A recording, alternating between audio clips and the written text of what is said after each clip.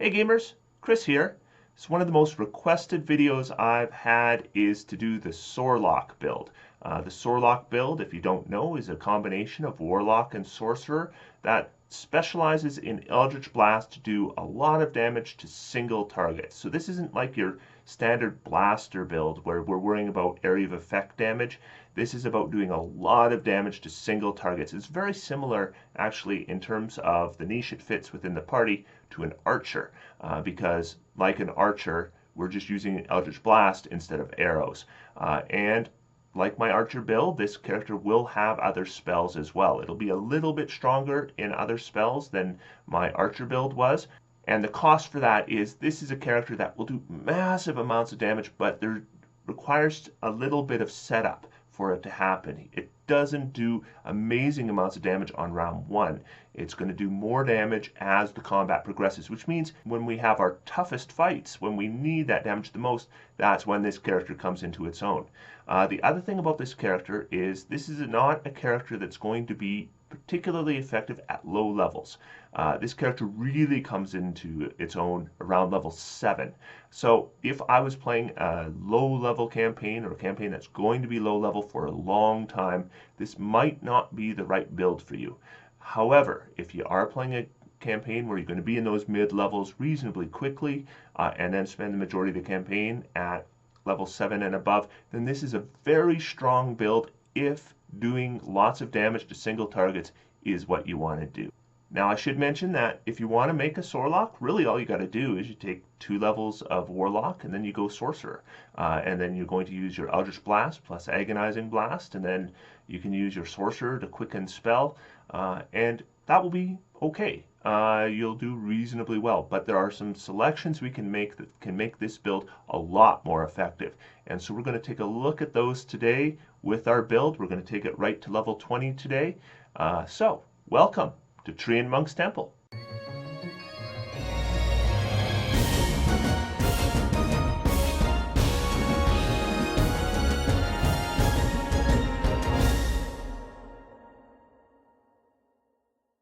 So here's our character. We're going to call him Brock the Sorlock. Now usually when I talk about race, I usually say, as long as you get a bonus to your primary ability score, you'll be fine. Not this time. Play a half-elf. This needs a half-elf to be effective. Now, which half-elf you want to play is up to you. I do think the drow is the best simply because we can take the option where we get drow spellcasting, and that's really good. You get an extra cantrip. It's an okay cantrip. It's not great. But then we also get Fairy Fire at level 3, and we're going to get Darkness at level 5. Those are both pretty good spells.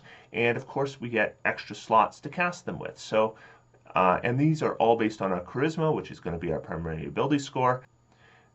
So those extra spells, I think, are a lot better than the 2 extra skill proficiencies. Now with our ability score increase, of course, we're going to get a +2 to our charisma, but now our other +1s are going to go into constitution and dexterity. That shouldn't be a big surprise. And then we get additional language, and here you can take whatever you like. With the drow, I like to take undercommon. Now we're going to go into our ability scores. This is important how these are done. I'm going to be using a point buy here. You can make this build with a standard array and it's still going to be effective. The first thing you need to do is a 15 in your charisma. That's going to give you a 17 total with your +2, and that's vital. We don't want a 16 here, we want a 17. Now this character will eventually have medium armor. Medium armor works really well with a +2 bonus to dexterity. So we're going to go ahead and make our dexterity a 13. That's going to give us a 14 total, and that's going to be a nice fit. And then we want our constitution score. I'm going to pump that right all the way up to a 15 with our +1. That's going to give us a 16. That's a +3 bonus. That means more hit points. It means better concentration saves, and it means better constitution saving throws. So all in all, a strong choice to get a 16 in. That only gives us 4 remaining points, and you can put those wherever you like. I mean, probably your best bet is to throw them all into wisdom. But I'm going to go ahead and put 10 in wisdom, 10 in intelligence. I like to have a character that at least has an average intelligence. So now we're going to go into our class, and what we want to do with this character is we're not going to start with Warlock. We're going to start with Sorcerer. And that does a couple things. First off, it gets us into some half-decent spells earlier on than we would otherwise, because this is a character that eventually is going to be a mobile platform for firing Eldritch Blasts, but at low levels, Eldritch Blast isn't all that impressive. So by going straight Sorcerer at first, we get into some really good spells around 5th level, and then we can go into Warlock and get that Eldritch Blast added on to that. In addition, taking Sorcerer first gives us proficiency in Constitution saves, and that is a good thing to have with any spellcaster. Now, as far as your Sorcerer's origin, this is fairly open. You can take whatever you like here. I'm going to take Divine Soul. I think Divine Soul gives us a couple things that are really nice here. The first is we get our favorite of the gods. So if we miss a saving throw or miss with an attack roll, we can add 2d4 and add it to the total. That can change the outcome. So adding to saving throws, of course, is huge. Not just because of concentration, but any kind of saving throw tends to be pretty important. And adding it to attack rolls, honestly, once we get this all set up, we're going to hit most of the time. So it's not as useful there, but at lower levels, that can be more useful before we have everything set up. Now we get our Divine Magic option. You can choose whatever you like here. I do think the best choice is Law. That's going to give us access to the Bless spell. The Bless spell is a good, solid first level buff. And finally, our proficiencies. This is a charisma-based character, so I'm inclined to take charisma skills. Persuasion, of course, is the most commonly used skill for charisma in the game. And then for second one, I'm going to take Intimidation just because I picture this character as a badass. So now we're going to go into our background. You can choose whatever you like here. You know, I like to have the Perception skill, so I'm going to take Pirate, and that's going to give me Perception and Athletics to begin with. So we're going to go into our equipment. Sorcerers don't start with very much. I'm going to take a light crossbow. I think that will probably be better than attack cantrips at the first few levels. I'm going to take a component pouch. I'll always take a component pouch over an arcane focus. If you want to know why, take a look at my Casting with Your Hands full video, and then I can choose a Dungeoneer's pack or Explorer's pack. Either one serves my purpose here, but I think Dungeoneer's pack is a little bit stronger of the two. And then I get a club, I get some silk rope, and I'll grab a rabbit's foot. So now we're going to go into our spell selection. We're going to start with cantrips. We have 4 cantrips because we're a sorcerer. And what should be obvious are the first 2 cantrips I'm going to take are Guidance and Minor Illusion. Those are the 2 best cantrips in the game, in my opinion, so they are automatically going to be number 1 and number 2. My third selection will be Ray of Frost, just to give me an attack cantrip until the point where I get Eldritch Blast. And then for my 4th pick, I'm going to pick Prestidigitation. So for Ray of Frost, you can pretty much take any attack cantrip here and it will serve the purpose. And the 4th pick can be whatever you like. I like Prestidigitation, so that's why I'm going to take it with this character. So I get 2 first level spells known, and the spells I'm going to choose are Shield and Sleep. Shield is a good defense buff when you need it, and it's probably a spell I'm going to want to have throughout my career, maybe not always through Sorcerer, but that is a spell I will want on my list. And the second spell I'm going to take is Sleep. Sleep is very effective at first level and reasonably effective at second level, but by third level I'm probably going to want to switch it out. So now we have our first level character. The thing about sorcerers is sorcerers are a decent class, but at low levels they're not great because they don't have a lot of abilities other than their spells, and they don't have a lot of spells known. They don't have any ritual spells. So I think that makes them a little bit weaker than other casters at level 1 and 2 and so on. Once we get to around level 5, I think that changes. But for now, we basically have 2 attack options. We can do a Ray of Frost, +5 to hit for d8 damage, or we can do our light crossbow, which is a +4 to hit for d8 +2 damage. Neither are great, but at least that gives us something we can do to contribute in combat. Remember, we can always use spells like Minor Illusion to contribute in combat as well. If you don't know how that's done, I've created a video that you can check out. So now we're going to move our character up in level, and I should point out here that there's a reason why you might think that you would want to take Warlock at this point, simply because you could get Eldritch Blast sooner, and then you're using that Eldritch Blast, but the thing is I like to take the Sorcerer right to level 5, and the reason I want to do that is because honestly, Eldritch Blast isn't all that great until we get to level 5. And if we take the Sorcerer to level 5, at level 5 we are actually pretty good. But a Warlock 2, Sorcerer 3, I don't think is nearly as effective at that level. We're also holding off our ability score increase, and we want to get that first ability score increase right at 4th level if we can, because it's a very important one for us. So I'm going to jump this character to level 3. We'll do this in 2 steps. We'll go from level 1 to level 3, and then from level 3 to level 5. So at level 3, we're going to get 2 metamagic options. The first one needs to be Quicken Spell. This is a character that's going to rely on a combination that's going to involve Quicken Spell. And the second one we want to take is Twin Spell. Twin Spell is just a very strong metamagic, allowing you to specialize in spells to the point where they become twice as good as they normally would be. So we are going to get 2 additional spells known at this point, and we have access to 2nd level spells. The first thing I want to do is I want to go back to my 1st level spells, and I'm going to unselect Sleep. Sleep is not going to be useful for us anymore at this level. And what I want to do is I want to switch that for Absorb Elements. Absorb Elements is a spell that's going to give us resistance as a reaction, and it is a spell that tends to be more effective at higher levels, because we start getting targeted with more of those kinds of attacks. For 2nd level spells, I'm going to begin with Scorching Ray. This kind of fits the style of character we're making. It gives us 3 flame bolts. Each one does 2d6 fire damage to a single target. So that's a potential 66 damage with this level. And because we're making a character that's focusing on this kind of damage, this gives us that kind of damage right now. Scorching Ray is not something we want to keep around once Eldritch Blast is around. Eldritch Blast is going to outdamage Scorching Ray without using any spell slots. But at this level, Scorching Ray is going to be reasonably effective for us. The second spell I'm going to learn is Spiritual Weapon. Very much like Scorching Ray, this is a damage spell that's going to be targeting a single opponent. And it can be combined over 2 rounds with Scorching Ray. So just a quick recap, Quicken Spell is going to allow us to change a spell that normally has a casting time of an action to a bonus action with the cost of 2 sorcery points. And then Twin Spell allows us to take a spell that would normally target only 1 creature and doesn't have a range of stealth, and then we can spend sorcery points equal to the spell level to target a 2nd creature within range, and it costs 1 sorcery point if we're doing it with a cantrip. Not much we're going to be using that on right now, but we are getting very close to the point where we're going to have spells that are going to work quite well with Twin Spell. And this character has 3 sorcery points, which means they could do a Quicken Spell and maybe a Twin Spell on a low level spell, or maybe they will do 1 Twin Spell on a higher level spell.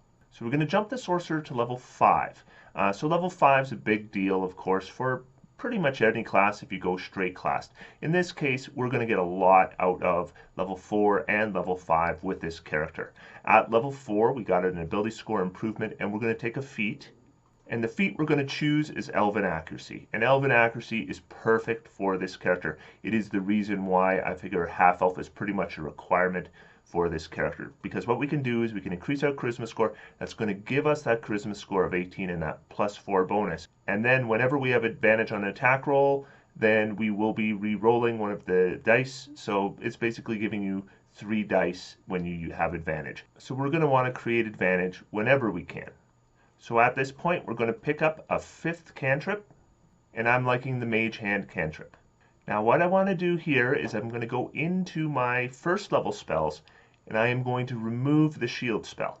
I still want the shield spell, but at level 5 I'm going to take it off of my sorcerer list because I'm going to be going into Warlock, and I'm going to be learning it through Warlock. So now we have 3 more spells known. I'm going to go into 2nd level spells, and I'm going to remove the Scorching Ray cantrip. I don't think this one holds out for long. It's kind of a nice hit at lower levels, but by level 5 I'm probably not going to want to be casting Scorching Ray anymore. What I am going to get instead is Mirror Image. We know Mirror Image is a great self buff, great for defensive builds. This character is going to be very strong defensively, and Mirror Image is just going to add to that. I'm also going to pick up Misty Step. Misty Step, of course, uses your bonus action for a 30-foot teleport, and it can be very useful to get out of trouble. It can also be very useful to get yourself into a position. So if you have an enemy that's got cover or those kinds of things, you can use your Misty Step as a positioning tool to put yourself in a better position. So this brings us to third level spells. I'm going to have two selections. The selections I'm going to take are Fireball. Fireball is very effective at level 5. Again, it's not a spell that necessarily levels all that well, but at level 5 it's a big deal, and this is a character that does damage, and right now then at least we can do some pretty good area of effect damage. The second spell I'm going to grab is Counterspell, and we know why Counterspell is really useful. If you're fighting other spellcasters, this can just shut them down. So our character at level 5 is now looking better. Because we have 5 sorcery points, we have a better selection of spells, we have some powerful spells, and a decent number of spell slots. So this is the point where sorcerers start to look good. Clerics, druids, bards, and wizards are all probably stronger pre-level 5, but I do think that gap closes, or at least nearly closes, around the level 5 mark. So we're going to add 2 levels to this character right now, and now we're going to go into Warlock. Now our selections with Warlock are pretty important here. The otherworldly patron you need to take to make the most effective Sorlock build is the Hexblade.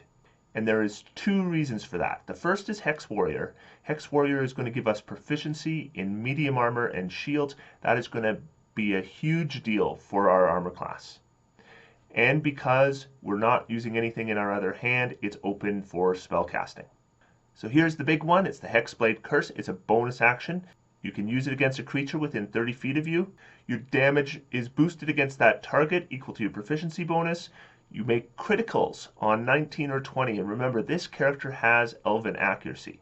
And if the target dies, you regain hit points equal to your Warlock level plus your Charisma modifier, and that is really just an add-on. It's these first 2 that are the big deal: a constant increase to damage and a constant increase to criticals. So we're going to select our invocations, and these should be very easy to choose. The first is Agonizing Blast. Agonizing Blast is going to add a charisma bonus to all Eldritch Blast rolls. And the second one is Devil's Sight, and Devil's Sight allows us to see in magical darkness. And remember, we're playing a half drow, and we did a similar thing when we made an Ultimate Spellblade, is you can combine your Devil's Sight with darkness in order to give yourself a permanent advantage. So that's what we want to do here. And because we're playing a ranged character this time, it's easier for us to keep that darkness out of the way of our allies. So by hanging back, we can then use the darkness along with the Devil's Sight. We get permanent advantage. We have Elven accuracy, that means 3 dice. And then we're critting on 19 or 20 when we use our Hexblade Curse. So you add all that together, and that's a lot of criticals. So we get 2 cantrips for this character. The first one obviously is going to be Eldritch Blast. If you didn't know that, where have you been this entire video? And the second one you can pretty much take whatever you want. I'll go ahead and take Toll the Dead to give me one other option if I can't make an attack roll. But in general, the second one is whatever you like. So we're going to have 3 known spells at first level. The very first one should be Hex. Hex is going to be something we can do with our concentration, and is going to add a d6 to our damage rolls. So with Eldritch Blast, we're attacking twice a round. By adding Hex onto that, then we're adding 2d6 extra damage. And of course, if we can get advantage, and we have much better chance of a critical, and then it becomes 2d6 to that attack. The second spell I'm going to grab is I'm going to grab Shield again. So we got rid of Shield with Sorcerer at level 5, so now we're going to add it with Warlock, and that would be right at level 6. So we're only going to have that 1 level gap without Shield, and then we've got it again. Now our last selection is not that important. I like either Expeditious Retreat or Armor of Agathis. Personally, in this case, I'm going to go ahead and take Armor of Agathis. So here's our character at this level. So as a 7th level character, we're still casting as a 5th level sorcerer, which is still reasonably good at this point. Fireballs are still reasonably good at this point. We still have our counter spell available, but our primary action in combat now is going to be Eldritch Blast. So we will use our action to do Eldritch Blast. It's going to give us 2 attacks. Each one will do 1d10 plus 4 damage. And mostly we are doing Quicken Spell at this point. So we might quicken a Fireball and then use our Eldritch Blast. Or we might just quicken our Eldritch Blast to do another Eldritch Blast. Particularly if we're enhancing it with things like Hex and with Hexblade Curse. If we think about what we can do here, So if we look at Eldritch Blast, it's 1d10 plus 4. If we add the Hexblade Curse, it becomes 1d10 plus 7. If we add a Hex, it's 1d10 plus 1d6 plus 7. So that would be 12 damage on average per blast, and we're getting 2 blasts, so that would be 24. So if we quicken it, that would become 48. And that is ignoring our increased chance of critical hits. But remember, the Hex is a bonus action, the Hexblade Curse is a bonus action, and doing a quicken spell requires a bonus action. So this is, again, something we have to build up to. There is only one bonus action per round, and this is a bonus action hungry build. Remember too, we also have Spiritual Weapon we could be doing to do extra damage as well, but that also will use up our bonus action. Now remember, as a sorcerer, we can convert our spell slots into sorcery points. So if ever you're going to have a short rest, and those Warlock slots are available, what we'll want to do is we will want to convert those into sorcery points right away. So that's additional 2 sorcery points with a short rest. So now let's level up to level 8, and here's where you need to make a decision. We could skip Warlock right now and just keep going with Sorcerer, and there's nothing wrong with doing that. Because what we'll do is we'll be getting those better Sorcerer spells a little faster. We've delayed our spell progression by 2 levels by taking Warlock, and that is actually really significant. When you are playing a level 7 character and you're still casting level 3 spells, and then you're playing a level 9 character and you're casting level 4 spells, you do feel that slowing of progression. It is significant because we see a significant increase in the power of spells with each level spell we gain, and we're always going to be one behind. Soon as we take more Warlock, then it's going to be even further behind, so we're really holding back our spell casting. But I still like Warlock level 3. And the reason I like Warlock level 3 is because this build is about doing lots of damage to single targets, and I do think that 3rd level of Warlock will help you achieve that. So we're going to get a Pact boon, and the Pact boon I'm going to recommend is Pact of the Chain. So Pact of the Chain is going to give us access to the Find Familiar spell, and there are additional forms we can choose for it. I'm going to suggest either the Imp, the Quasit, or the Sprite. And the idea here is this familiar can stay invisible all the time. And so you have an invisible familiar who can perform the help action. And this is a character that's got elven accuracy and increased crit range when they use their Hexblade Curse. So for us, advantage is huge. Never mind, there's all the other uses for familiar. I just finished a video on using Find Familiar that includes Warlock options. So if you haven't checked that out, check that out. And we get additional spell known, and 2nd level spells are available. So we're just going to go ahead and take the darkness spell now. So now we're not just limited to once we can cast it through half drow. We get that one free casting through half drow, and then if we want to use spell slots, we can do that as well. And remember, we're combining darkness with Devil's Sight to get advantage whenever we want it. But here is a big deal. Because we've taken Warlock 3, now those Pact spells are 2nd level spells. So if we take a short rest, we can now convert 2 Pact spells of 2nd level to sorcery points. So that's 4 additional sorcery points by taking a short rest, every short rest. So that is 2 quickened spells for every short rest. Again, a big deal. Now the question is, do we continue to a 4th level of Warlock for an ability score increase? And if you want the best 9th level build you can get, that's what I would do, because level 6 of Sorcerer isn't giving me as much as level 4 of Warlock is.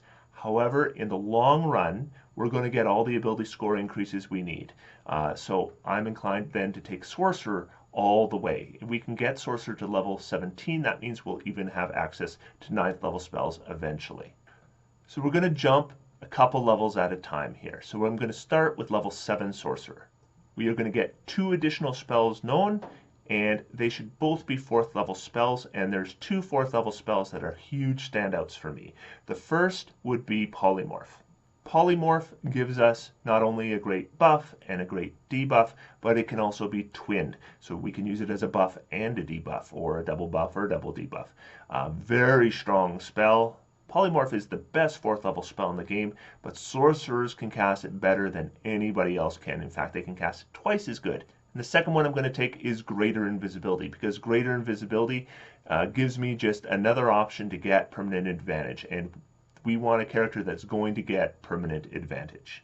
We will be using our Warlock ability to wear armor and a shield, so probably half plate and a shield. That alone would give us an armor class of 19, and remember we have the shield spell, so we can jump that to 24 very easily. And of course, ideally, we want magic half plate and a magic shield. That will increase it even more, and a ring of protection to increase it even more. So we should be able to get a very, very strong armor class. And remember, we also have mirror image that we can put on top of that. So defensively, this character was pretty weak at lower levels. But by the time we get the Warlock and we head back into Sorcerer, we're an entirely different character now. We have that mobile damage platform we're getting through Eldritch Blast, and it's going to get better. But we have all kinds of different ways now we can get ourselves permanent advantage, either through Darkness and Devil's Sight or through greater invisibility. And if we don't want to do that, then we can just throw a hex on there, and that's fine. And then we'll get an additional d6 per attack, and it gives us a little boost, and it costs us less resources. We have 7 sorcery points, but remember, we will get 4 back on every short rest if we convert our Warlock spells. So you generally want to hold on to those Warlock spells if you can. Then when you take a short rest right beforehand, you're going to convert them both into sorcery points. And we're going to use our sorcery points mainly for quicken spell. So that's 2 sorcery points per quicken spell. That means we can do 3, but because of the ability to regain sorcery points through short rests, we can therefore do an additional 2 for every short rest. So that's a lot of quicken spells. Now, Polymorph is a spell we might want to quicken. We might also want to twin it. So twinning is another strong option for sorcery points to twin a polymorph, but a twin polymorph is a big deal. And speaking of twinning spells, we can also twin our greater invisibility. So we can give ourselves greater invisibility and an ally. Somebody like a rogue can certainly get a huge impact from that. So let's go back and raise our sorcerer level again. So we're going to jump up our sorcerer to level 9. That gives us our ability score improvement, so we can get our charisma up to the 20. So we get our 5th level spells, and we're going to have 2 spells known. I'm going to grab Animate Objects. Now, Animate Objects for this character I don't think is as good as it often is, because Animate Objects is very bonus action hungry. And although it can do a lot of damage to a single target, which is our goal, as soon as we cast it, that means there's other things we're not doing anymore. Still, I do think Animate Objects is a good choice for this level, because if we have enough rounds to set things up, we can then be using our Animate Objects every round to do a lot of damage every round. And it's not using up our sorcery points. The second choice will be Wall of Stone. And Wall of Stone is mainly, gives us some battlefield control options, gives us some versatility options we didn't have before. This isn't the specialty of the character, but to have a couple little options like this when you want is pretty good. Now, you might want to go ahead and take something like Cone of Cold, and if you do, I totally get it. But for me, I just want to add that little bit of versatility in there.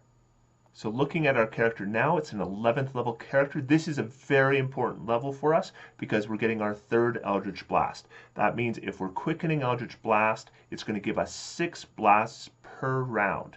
And if we have a hex on top of there, that's additional 66 damage per round with a 1st level spell. Each attack with an Eldritch Blast at this point is doing 1d10 plus 5 damage.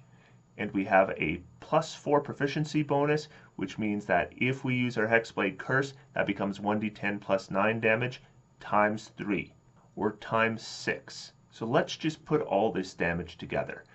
So we're going to do 1d10 plus 5 damage with an Eldritch Blast. So 3 Eldritch Blasts, that's 3d10 plus 15 damage. So that's over 30 points of damage just with our cantrip without enhancing it at all. Now, if we were to quicken that, then we're doubling that damage. So now we're looking over 60 points of damage. Again, we haven't enhanced our spell at all. All we've done is we've cast it twice. Now, this is what it would look like if we then add Hex.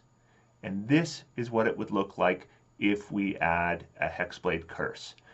So now, because Hexblade Curse is a bonus action and Hex is a bonus action, that means that the first 2 rounds we would need to use to set those two up before we could quicken any spells, because the quicken spell also requires a bonus action. But if we have 3 rounds of setup, then that's the kind of damage that you can do with this character. Just an immense amount of damage. This is the kind of damage that drops dragons. And remember, this does not include any increased damage from criticals, and we have a higher critical range. And if we choose not to do a hex spell, we can do a number of different ways to get ourselves advantage on attacks. And we have elven accuracy, which means that we can expect, if we're attacking 6 times, we're going to be rolling 18 dice with a 19 or 20 crit range. So we're going to have multiple crits every round. So let's jump this character up by 2 more levels by increasing our sorcerer to level 11. We get an additional metamagic option at this point.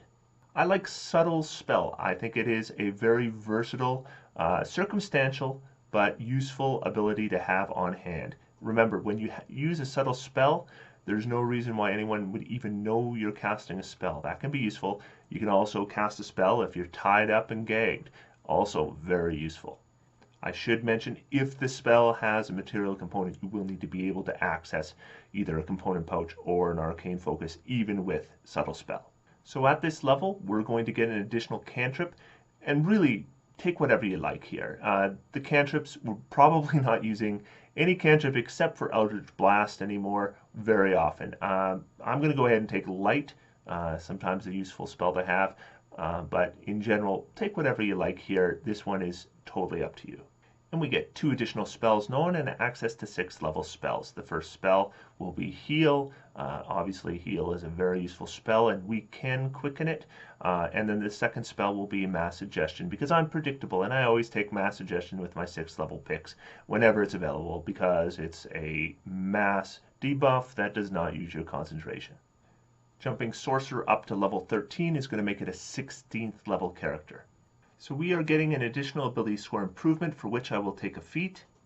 And there's really 3 feats here that kind of stand out to me. The first, of course, is Lucky, because Lucky is good for any character, and of course it's good for doing things like concentration saves and all that kind of stuff. The second one that jumps out at me is Inspiring Leader. That's a lot of temporary hit points that can be delivered regularly, and this is a charisma-based character, so we're really getting the maximum out of that feat that we can. The next one would be Crossbow Expert, and the reason I consider Crossbow Expert is sometimes you do get caught in melee, and when you get caught in melee, then Crossbow Expert means that you're not going to be facing disadvantage with those Eldritch Blast rolls. Now, we do have Misty Step to get out of melee as well, but Misty Step would use up our bonus action. I'm going to take Inspiring Leader. I think it's a great buff, and if no one has it, it's a good thing to have. So we now have access to 7th level spells. We only have 1 additional spell known. And if we look at our 7th level options, Conjure Celestial is useful to summon a Coatl. Plane Shift is useful as an emergency teleport. Reverse Gravity can be a very effective battlefield control. I'm going to go ahead and take the actual teleport. Teleport, of course, is useful as a utility spell, but of course it can also be useful as an emergency getaway in combat. To use the teleport as an emergency getaway, you need all your allies within 10 feet of you. You then can cast it, and you can teleport yourself and your allies with you to wherever you have seen before. Now I'm just going to jump this character up 2 more levels, but remember that 1 more level is the level where we get our 4th Eldritch Blast at 17th level. So that is the apex of damage that this character is going to be able to deliver. And we will go over that in just a moment. At 14th level, our character grew our Sorcerer's Wings. So now this character can use a bonus action to manifest a pair of spectral wings, and it gives a flying speed of 30 feet. And you can basically keep these out all the time. And normally you would, unless you don't want them for some kind of maybe diplomatic reason or something, or maybe you're pretending to be somebody else and they're a giveaway. In general, you're going to want these out all the time. So 1 more spell known, and we now have access to 8th level spells. And this has come up before. 8th level spells are not a big jump over 7th level spells in power. Now, neither the Cleric nor the Sorcerer spell list have any spells I particularly love at level 8. I am going to take Sunburst here. I think it, of course, we can use it as a blast, we can use it as a debuff, and it is particularly effective against undead. So if we look at our character here, we're now talking about an 18th level character. So if we were playing a different kind of spellcaster, we would now have 9th level spells. Instead, we have our kind of lousy list of 8th level spells. So there's a big gap there. However, remember, they're only getting one 9th level spell per day. And what we can do every round is our Eldritch Blast, which now we're firing 4 Eldritch Blasts per round. And we now have a +6 proficiency bonus. That means when we use our Hexblade Curse, we're adding another +6 to every attack. So suddenly it becomes D10 + 11 times 4. And that is before we quicken it. Then it's going to become 8d10 damage plus 88 plus 88. That's going to be over 130 points of damage. And we haven't even added a hex or taken into account criticals. And again, hex, that little first level spell, that would give us an additional 8d6 damage on top of this. So that's just an immense amount of damage. And remember that this is a character who can cast other kinds of spells as well. Not as well as somebody who just does that. But there are good spells still on this character's list. And this character has 15 sorcery points. That means 7 quickened spells. And remember, when we short rest, we can convert our Warlock spells into more sorcery points. In fact, if we want, we could convert more of our sorcerer spells into sorcery points, and we might want to do that. Are we going to be needing all our 4th and 5th level slots? Maybe not. Maybe we can convert some of them and even get more quickened spells, because remember, this character isn't about those things as much. Those are secondary things for this character. What this character needs to be doing is tons of damage. So in an easy fight, we're just doing Eldritch Blast 4 times, and maybe we're adding a hex on top of that. So for standard adventuring, maybe what we're doing is we're going to just do a hex, maybe with a 5th level slot, and then we're going to have it all day, and we're going to be doing 4 Eldritch Blasts on an average round.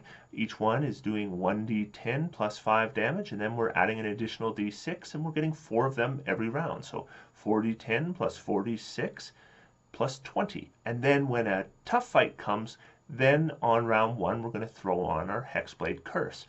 And then on round 2, we can get our quickened spells going. So now we're adding our hex, our Hexblade Curse, and our quickened spells. The other option is, instead of using hex, to use something like darkness with our Devil's Sight or improved invisibility. Those are not going to have the same duration, so those are more for use with the tough fights, or when we know the tough fights are coming up.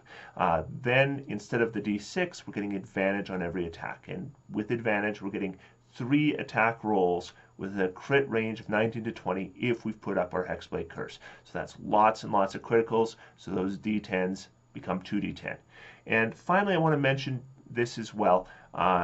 We often make these builds in a bubble, right? Thinking about just our character. What can this character do? Now, if I was playing with somebody who was playing this character, and I was playing, you know, maybe my Trickery Cleric build, or maybe I'm playing my favorite class, the Wizard, what am I going to be doing? I'm going to be casting Greater Invisibility on this character. And then this character doesn't have to maintain that Greater Invisibility anymore. Now they can keep a hex up. So then that hex is getting advantage on all those criticals as well. This kind of cooperation is what adventuring is all about. But whether we're getting help from other characters or not, this character is delivering massive quantities of damage in the longer fights. And it can sustain it a reasonable amount of time. So for our last increase, we're going to get our sorcerer to level 17. This is now a 20th level character. We get an additional meta magic. I'm going to choose Heightened Spell. Heightened Spell can provide disadvantage on a target's saving throw. So we get our ability score increase. We're going to take an additional feat, and this time I will take the lucky feat. So this now gives us our final spell, which is a 9th level spell. Hooray! So if we look at our 9th level spell options, I mean, it's pretty obvious here. Shape Change isn't an option. True Polymorph isn't an option. But Wish is, and Wish is the best spell in the game. And so I would normally take Wish here. I'm going to go ahead and take Meteor Swarm. And the reason I'm going to take Meteor Swarm is just to be a little different, and because Meteor Swarm is fun. And I do like Meteor Swarm, and this character is a damage-based character, so let's get him the most powerful damage-based spell in the game. So this is our 20th level character. Eldritch Blast is doing the same damage it was doing last time we talked. There isn't a big jump in damage from this character from 17 to 20. In fact, the power level of this character doesn't change a heck of a lot except for the addition of that 9th level spell. So we added our 9th level spell. We have a few more hit points, by the way. And remember, our armor class is going to be a lot better than this. We're going to have at least half plate and a shield in 20th level. They're probably +3 each. Probably there's additional armor class bonuses on top of that. So the armor class of this character is going to be very strong, decent hit points, lots of spells, but its main purpose is to do lots of damage to a single target. And it needs to be a target with a lot of hit points, because this character is not going to do as much damage in the first round. It's going to do a certain amount of damage on the first round, it's going to do more on the second round, and it's going to, and by the third round, that's when it's going to be doing that massive amounts of damage that we saw in the examples. So that is the Sorlock. That's how it works. Again, this is a character that's going to really come in at about level 7. And then it holds out pretty strong all the way to the end. I don't think there's a specific point between level 7 and 20 where it seems to really jump at me. It's strong at level 7, it's strong at level 20, and it just kind of stays strong through that window. Level 5 and 6, this character's okay, but essentially then we're really just playing a sorcerer. Level 5 sorcerer is a decent sorcerer, so it's okay at those levels. And at levels 1 through 4, this is not the greatest build power-wise. And hope you enjoyed it. Hope it's informative to you. I will be linking the character build in the description down below.